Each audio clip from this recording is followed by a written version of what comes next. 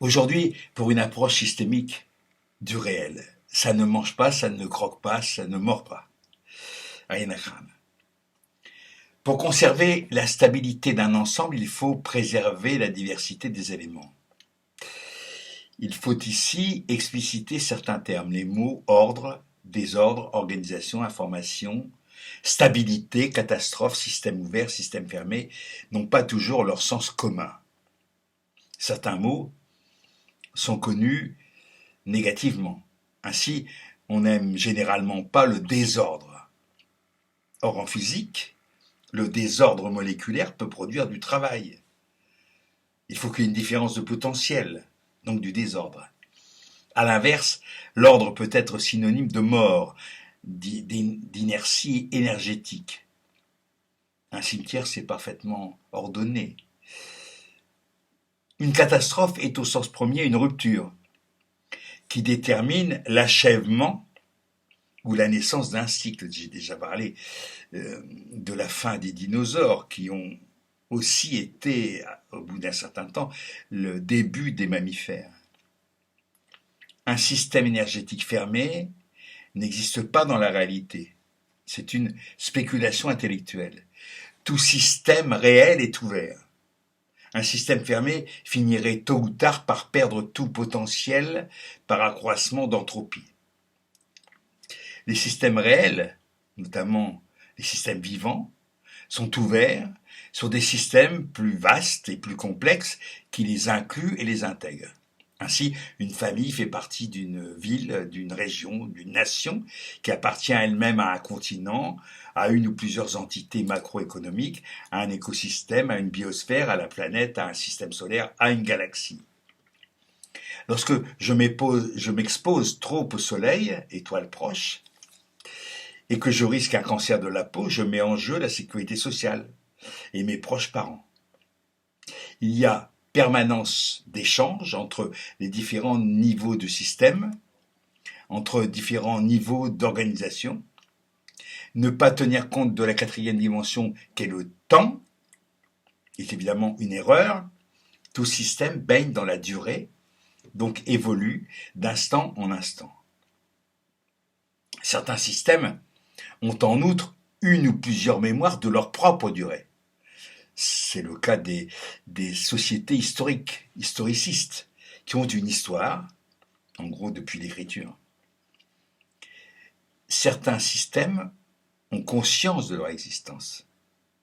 Il y a là des processus récursifs qui augmentent considérablement la complexité des ensembles.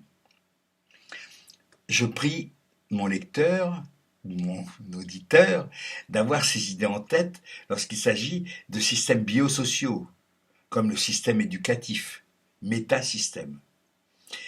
L'établissement scolaire, macrosystème. L'équipe éducative, la famille ou l'individu, microsystème.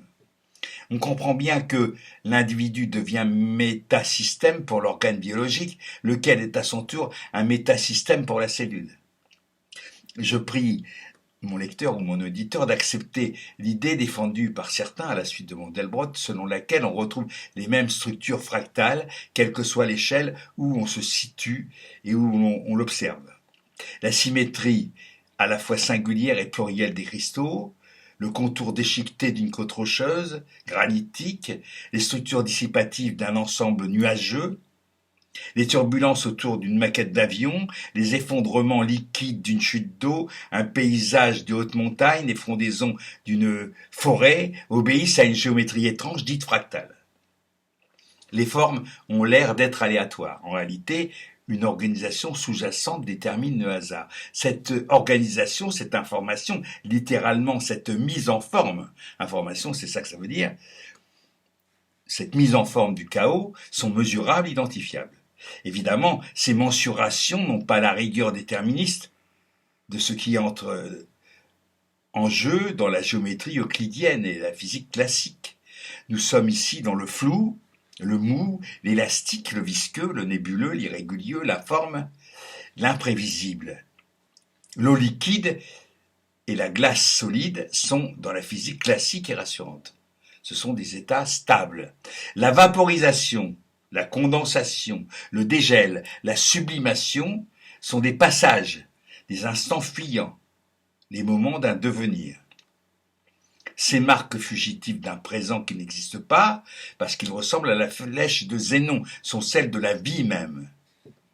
Mais le plus étonnant et le plus fécond de la géométrie fractale réside dans le fait que la dimension fractale, ce nouveau nombre d'or du chaotique et du désordonné, demeure et signe l'objet, quelle que soit l'échelle où se situe l'observation. La dimension fractale est la mesure des intervalles, des degrés d'irrégularité. La dimension fractale d'une droite est 1. La dimension fractale d'un plan est 2.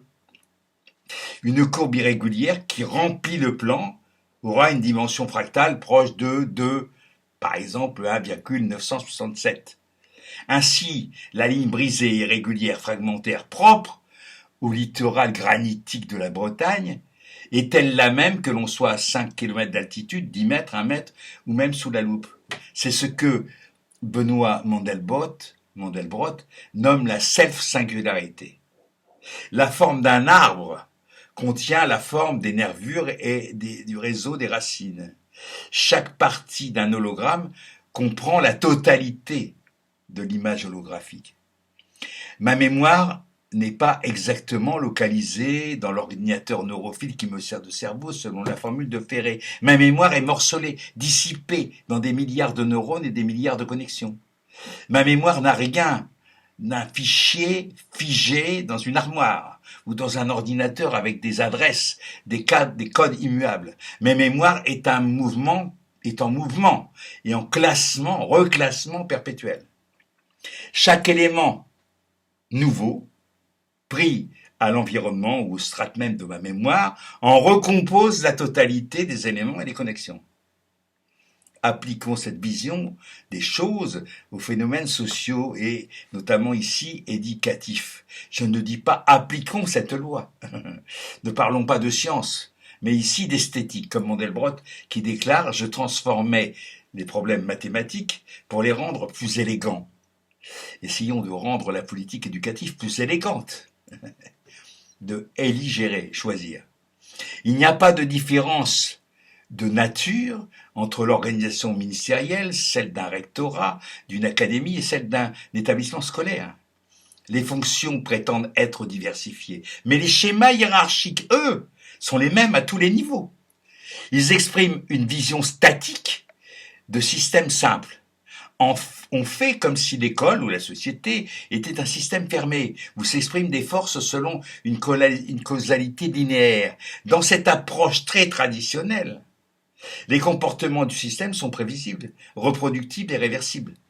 En réalité, le système est complexe. Il évolue dans le temps et donc il est dynamique. Ne s'y expriment pas des forces, mais des flux, selon une causalité circulaire en boucle.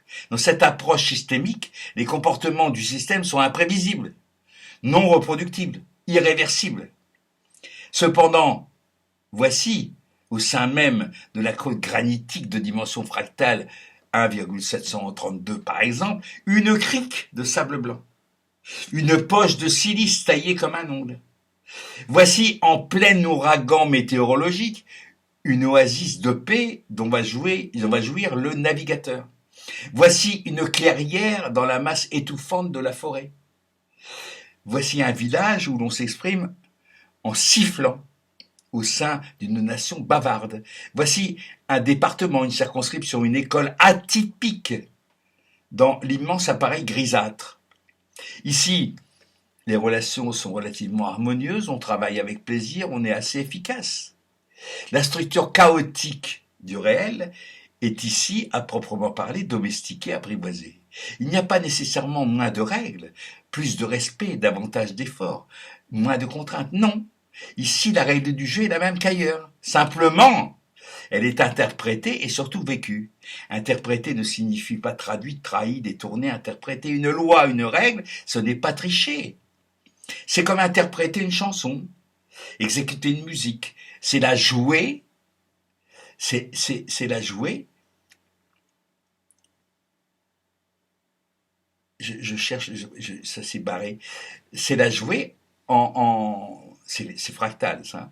C'est la jouer en, la jouer en jouer, l'accommodant, l'adaptant au lieu et au moment.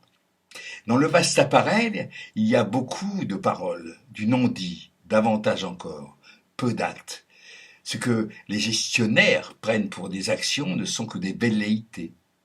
Il revient à ma mémoire une responsable, respectable aussi, du GRETA, groupement d'établissements spécialisés dans la formation continue, dont le tic de langage était on a monté une action. On monte un coup, on monte un dossier, on monte sur ses grands chevaux. Une action, ça se prépare et ça se fait. Surtout, ça se fait. Dans les poches ou dans les poches de réussite, dans les poches de réussite relative, les paroles servent les actes. Le verbe s'y fait chair. Qu'on décide par occasion de transformer la côte granitique en plage de sable fin et on aboutira à l'aridité du désert. Le législateur a pressenti que les grilles de lecture, pour appréhender le réel, dans sa complexité, fonctionnaient comme une trame photographique. On peut affiner à l'infini la résolution de la trame. Une part de la réalité demeure dans l'ombre. C'est ce qui se cache derrière les fils de la trame que se trament les mauvaises surprises du réel. On ne lit pas avec une grille, on lit avec les yeux et avec le cerveau. Une grille de lecture, ce sont des barreaux noirs sur les couleurs de la réalité. Une grille emprisonne. Les réformateurs sont rarement intuitifs. Ce sont des raisonneurs. Une politique, un décideur qui dirait « j'ai l'intuition qu'il faut agir de cette manière, j'en ai pas la preuve, mais je sens », se ferait étriller, car il ne suffit pas de sentir, il faut prouver. Par n'importe quel moyen. L'important est de faire sérieux. Cela s'appelle de la rhétorique et de la casuistique. L'idée d'appliquer à tous les niveaux, à toutes les échelles, le même schéma conceptuel et soi-disant réformiste émerge clairement de la loi d'orientation jospinienne, par exemple. Mais nous dirons qu'en cette occurrence, la dimension fractale n'est pas la bonne. Trop linéaire, trop mécaniste. Il ne suffit pas d'annoncer incantatoirement que l'enfant est au centre du système éducatif. Ici, l'effet d'annonce ne fonctionne que sur le public non impliqué dans l'acte éducatif. L'annonce a pour effet d'irriter les enseignants qui jugent cette incantation méprisante à leur égard, même ceux qui méprisent eux-mêmes les enfants et les familles. Nous en connaissons tous. Annoncer ne sert à rien. Il faut faire.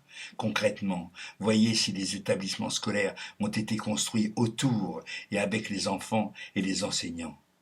Ce qui caractérise les établissements scolaires dans ce pays, c'est leur laideur. Voilà, tiré des 100 principes pour l'école de votre serviteur. Merci, hasta la victoria.